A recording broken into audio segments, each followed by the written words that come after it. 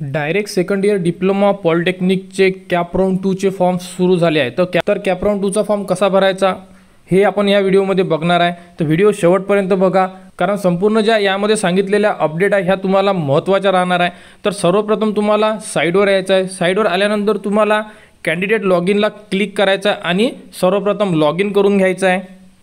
तर तुमच्याकडे जो आयडी आहे तो आयडी टाका इथे आणि तुम्ही जो पासवर्ड सेट केलेला आहे तो पासवर्ड टाका, खाली दिलेला कॅप्चा टाका आणि लॉगिनला क्लिक करा। लॉगिनला क्लिक केल्यानंतर आपण आपल्या प्रोफाईलमध्ये इन्सर्ट होणार। प्रोफाईलमध्ये इन्सर्ट झाल्यानंतरच आपण आपला कॅप राउंड 2चा फॉर्म फिल करू शकतो।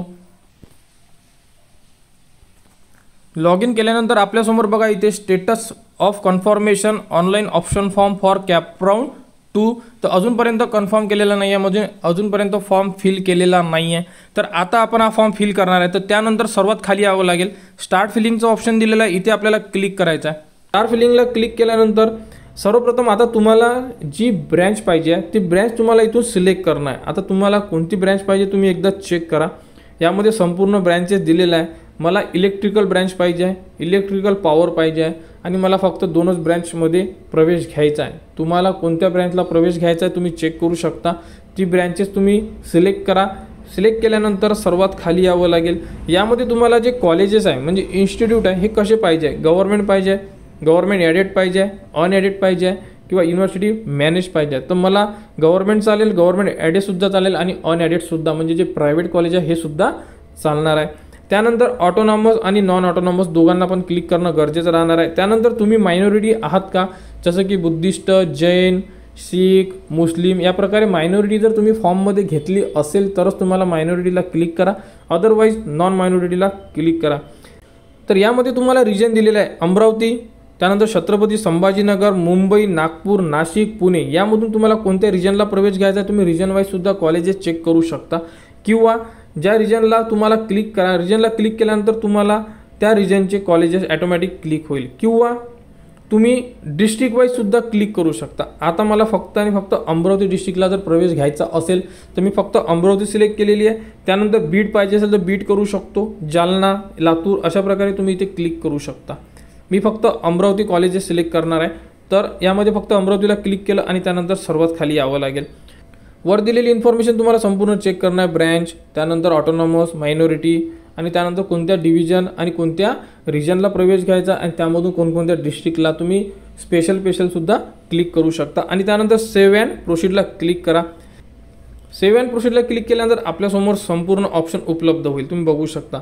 तर यामध्ये फक्त आणि फक्त अमरावतीचे कॉलेजेस उपलब्ध झालेले आहे। अमरावती जिल्ह्यामध्ये जेवढेही कॉलेजेस असेल आणि जेवढेही ज्या ब्रँच सिलेक्ट केलेला आहे तुम्ही यामधून सिलेक्ट करू शकता। जसं की मला श्री शिवाजी एज्युकेशन सोसायटीचे मला यामधून इलेक्ट्रिकल पाहिजे आहे, त्यांच्याकडे इलेक्ट्रिकल नाही आहे, तर गव्हर्नमेंट पॉलिटेक्निकचं इलेक्ट्रिकल। त्यानंतर इथे बघू शकता तुम्ही अजून प्रायव्हेट कॉलेज राजेंद्र गोडे आहे हे नको आहे, दादासाहेब गवई नको आहे। त्यानंतर तक्षशिलाला मला कम्प्युटर सायन्स, मी कम्प्युटर सिलेक्ट नव्हतं केलं परंतु यामध्ये ऑटोमॅटिक आलेला आहे तरी काही प्रॉब्लेम नाही आहे, मला कम्प्युटरसुद्धा घ्यायचा आहे।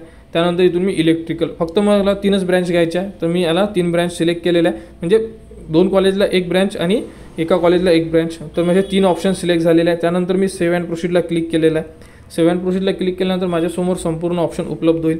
यामध्ये बघू शकता की तुम्ही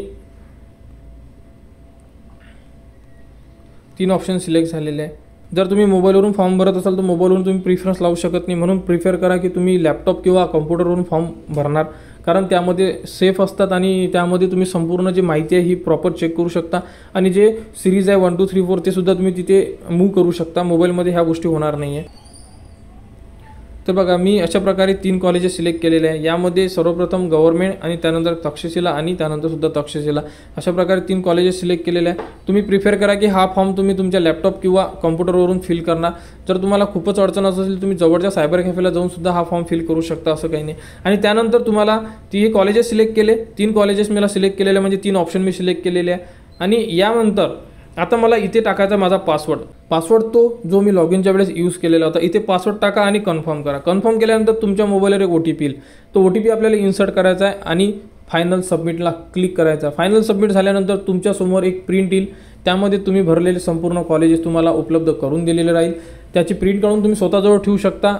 जेही विद्यार्थी डायरेक्ट सेकंड इयर डिप्लोमासाठी प्रवेश घेणार आहे त्यांनी आपले कॅप राउंडचे फॉर्म फिल करून घ्या।